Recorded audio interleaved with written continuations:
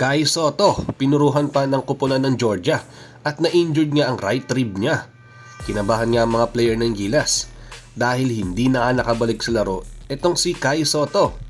May nagsasabi nga na sinadya daw ito ng isang player ng Georgia para hindi na nga makapaglaro itong si Kai. Justin Brownlee, binuhat ulit ang Gilas. Patuloy ang kasikatan niya nga dahil tinatawag na nga siyang Jordan ng Pinas. Chot Reyes nagpaparamdam nga ulit at nanood ng live game sa laban ng Gilas kontra Georgia. Big game nga ito para sa Georgia team dahil kailangan nga nilang manalo ng at least 19 points para makapasok nga sa semifinals. Kaya advantage na rin nga ito para nga sa Gilas Pilipinas.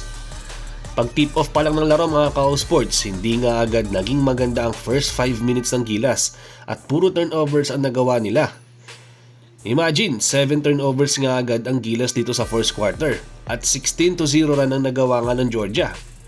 Pinutol lang ito ni Justin Brownlee ang run ng Georgia dahil sa 3 na nagawa niya at sinundan pa nga ito ni Chris Newsome para makuha nga ng Gilas ang rhythm nila sa larong ito. Sila Dwight Ramos, Kai Soto ay nag-contribute na din dito sa offense side. Pansin ko, na-check nga agad ng konti itong si Junmar at Kai sa umpisa pa lang. Kaya nga hindi nga agad nakabuelo sila. Tapos sinabayan pa ng magandang outside shooting nga ng Georgia team. Kaya maganda ang flow ng offense nila. Yun pa naman ang kinakatakot na mangyari ng Gilas at lalong-lalo na ni Coach Team.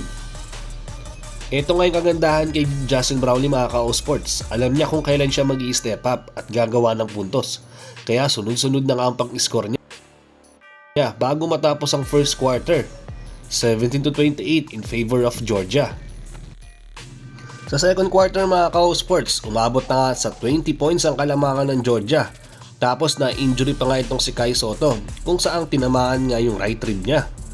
Mukha nga sinadya ng saktan itong si Soto para mabawasan nga ang key players ng Gilas. Dahil alam ng Georgia na isa nga si Kai sa nagpapahirap na big man ng Gilas. So pag nawala nga siya, malaki ang chance na manalo ang Georgia. After ngang nilabas ni Soto na 20 points ang kalamangan ng Georgia, naging inspiration nga ito dahil na-injured nga ito Sunod-sunod na nga ang basket na nagawa ng Gilas.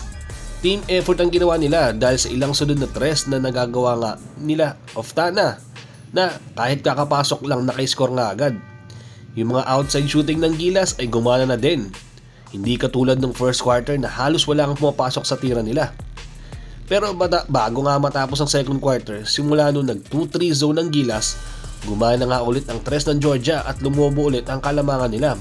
43-55 in favor of Georgia. Sa third quarter mga ka-sports, tuluyan na hindi nakabalik itong si Kai Soto.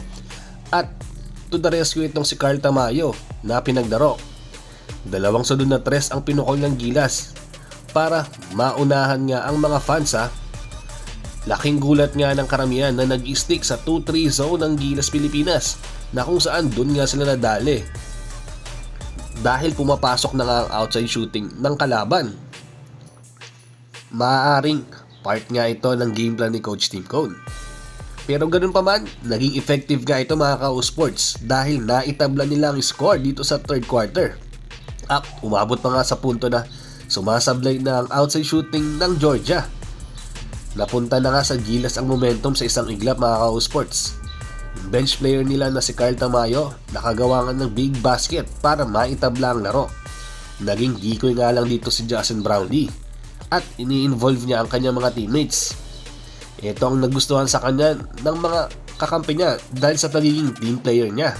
Alam niya din kasi at ganun kataas ang tiwala niya sa kanyang mga kakampi. Yung tipong hindi lang talaga siya yung i-score. Gusto niya ma-involve din ang kanyang mga teammates.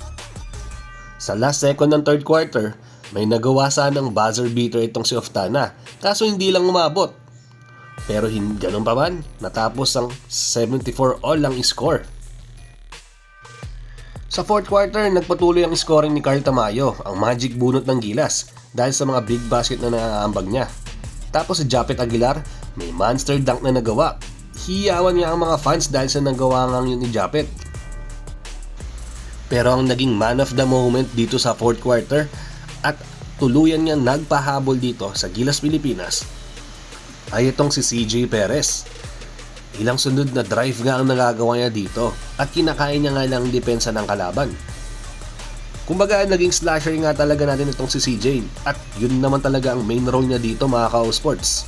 Kumbaga hindi nga nag-focus sa depensa ang Gilas dito at nilabas nga itong si Chris Newsome. Kaya naman itong si CJ Perez to the rescue at nag-step up ng gusto Parang naging quarter nga ito ni Perez at hinahayaan lang siya ni Coach Tim at lalong-lalo na ni Justin Brownlee kasi alam niya na kaya niyang umiscore nitong player na to. Pero nung mga dying seconds na nga lang mga ka-sports, nung alam nang malaki na ang chance na manalo na nga ng Gilas dahil hindi nga sila matatambakan na 19 points at makakapasok na sila sa semis, naglaylo na sila mga ka-sports. At itong si Justin Brownlee nilabas na nga rin sa loob ng court. Kaso yun nga, nung nag-free throw na nga itong si Chris Newsome, plano ng Georgia na paabutin pa sana ng overtime.